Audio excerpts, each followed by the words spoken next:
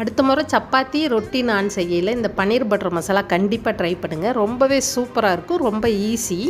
இதுக்கு முதல்ல நம்ம ரஃப்பாக கட் பண்ண 3 தக்காளி, 3 பெரிய வெங்காயத்தை கடாயில் சேர்த்துட்டு, காரத்துக்காக பச்சை மிளகா, பட்டை, கிராம்பு, ஏலக்காய், பிரிஞ்சி இலை, பாதாம், முந்திரி சேர்த்து தண்ணி சேர்த்து ஒரு 10 நிமிஷம் நல்லா வேக வச்சுட்டு ஆறுனதுக்கப்புறமா நைஸாக அரைச்சி எடுத்துக்கலாம். இன்னொரு கடாயில் பட்டர் சேர்த்துட்டு ஜீரகம் தாளிச்சிட்டு அதோட இஞ்சி பூண்டு பேஸ்ட்டு, மிளகாத்தூள், மல்லித்தூள், மஞ்சத்தூள் சேர்த்து பச்சை வாசனை போகிற வரைக்கும் நல்லா வதக்கலாம். அதோட நம்ம அரைச்சி வச்சுருக்க விழுதியும் சேர்த்து கிரேவிக்கு தேவையான அளவு உப்பு போட்டு கொஞ்சமாக தண்ணி விட்டு நல்லா கலந்து அடுப்பை மீடியம் ஃப்ளேமில் வச்சுட்டு ஒரு 5 நிமிஷம் நல்லா கொதிக்க விட்டிங்கன்னா பச்சை வாசனை போய் கிரேவி ரெடி ஆயிரும். இது எல்லாருமே ட்ரை பண்ணலாம். ரொம்ப சிம்பிள், ஆனால் ரொம்ப டேஸ்ட்டாக இருக்கும். கடைசியாக பன்னீர் போட்டு ஒரு 3 நிமிஷம் நல்லா கொதிக்க விட்டிங்கன்னா பன்னீர் பட்டர் மசாலா ரெடி ஆயிரும்.